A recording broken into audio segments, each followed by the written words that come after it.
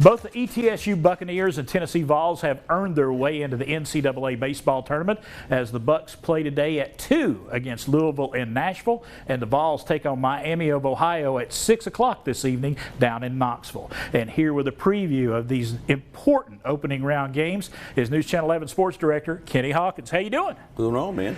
Oh, loving this time of year. It's baseball time. That's right. That's Postseason baseball, whole nother animal. I mean, we've went through the SoCon tournament. We've been through the SEC tournament. Both of these teams came, you know, the Vols really didn't do what they wanted to do. The Bucs took care of business, though. Yeah, the Bucs did take care of business. One team is kind of used to this time of the year. Obviously, Tennessee last year went all the way to the end and won the College World Series, a national championship, the first in the school's history. The other team hadn't been here in 45 years. Right. Okay, you know how long that is? That's longer than you and I have been here.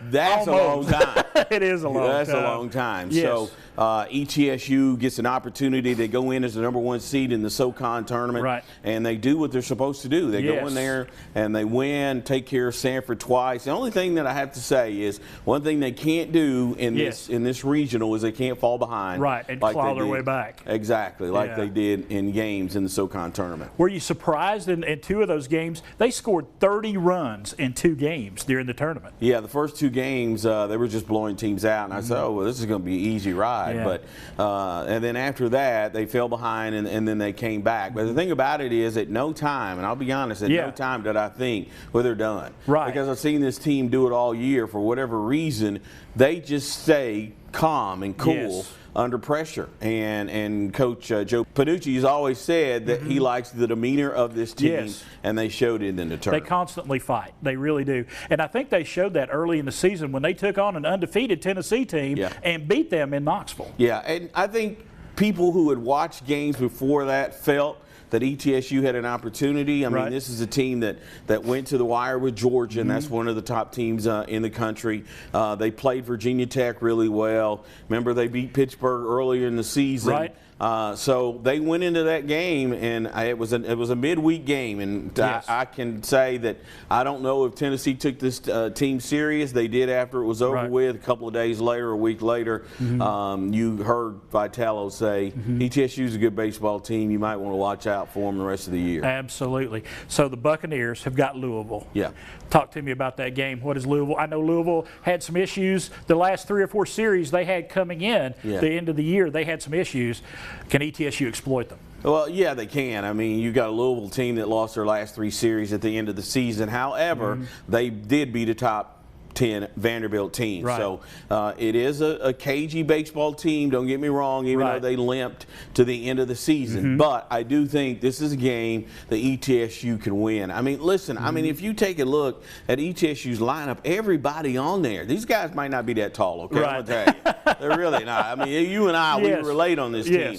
But they carry big bats. They carry big sticks. Grant Gallagher and Cooper Torres, obviously the SoCon. Palmise. And one of the guys that has really stood out to me this year is the freshman.